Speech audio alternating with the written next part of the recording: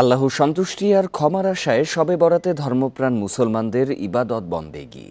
শুক্রবার সন্ধ্যার পর থেকেই বাইতুল মোকাররম সহ বিভিন্ন মসজিদে চলে ধর্মীয় আলোচনা।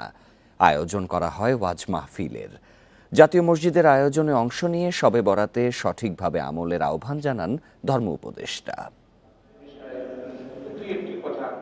শবে বরাত অর্থাৎ নাজাত বা মুক্তির রাত। হাদিসে আছে এ রাতে আল্লাহ বান্দার প্রতি বিশেষ মনোযোগ দেন।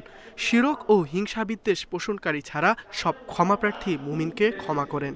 মুসলমানদের কাছে তাই এ রাতের গুরুত্ব বেশি।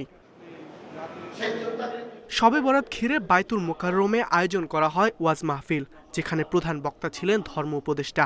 মুসল্লিদের সঠিকভাবে আমল করার পরামর্শ দেন তিনি।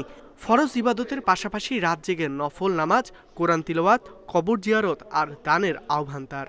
আমার সন্তানদের কপাল আল্লাহ তাআলা লিখেছেন, ওমা মিন দাব্বাতিন ফিল আরদি ইল্লা আলাল্লাহি রিজকুহা। প্রতিটি মানুষের রিজিক বরাদ্দ। আমার নাতি যেটা আসছে দুনিয়ায় তার রিজিক আল্লাহ বরাদ্দ করে রেখেছেন। হতে পারে আমার কপালের চাইতে তার কপাল আরো উচ্চ, কিন্তু আমাদের দেশে সুযোগ পাইলে আগারটাও খায়, তলাটাও কুড়ে। শুক্রবার এশার নামাজে আশেপাশের এলাকার পাশাপাশি দূরের বহু মুসল্লি যোগ দেন। দোয়া করা হয় দেশ ও জাতির জন্য।